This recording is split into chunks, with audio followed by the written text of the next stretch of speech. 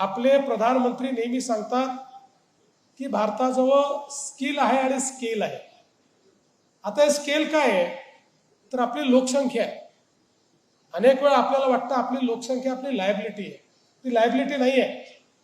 जेव्हा ही लोकसंख्या एका सकारात्मक कार्याला लागते त्यावेळी जगाच्या पाठीवर ती आपलं नाव करते. आतापर्यंतचे मॅक्सिमम रेकॉर्ड जे आपण तोडले ते चीनचे तोडले. चीन हे रेकॉर्ड का करू शकला? चीन हे रेकॉर्ड करू शकला कारण आपल्या लोकसंख्येला सकारात्मक दिशेने नेण्याचं काम चीनने केलं आणि त्यातनं ते रेकॉर्ड तयार झाले.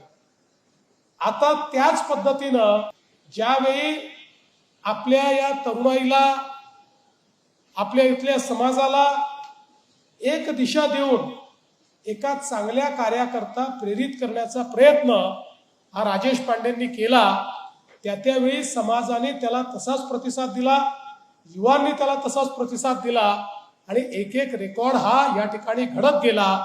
एक प्रकारे समाजाला उचित दिशा दिल्यानंतर समाज काय करू शकतो त्याचा आविष्कार म्हणजे हे गिनीजचे रेकॉर्ड आहेत.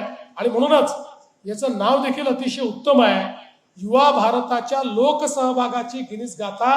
कारण हा प्रत्येक रेकॉर्ड हा लोकसहभागाचा रेकॉर्ड आहे. हा प्रत्येक रेकॉर्ड हा पार्टिसिपेशनचा रेकॉर्ड आहे आणि हे पार्टिसिपेशन समाजातल्या सर्व घटकांचं पार्टिसिपेशन आहे आणि विशेषतः आपल्या महाराष्ट्रातल्या युवा शक्तीचं हे पार्टिसिपेशन आहे.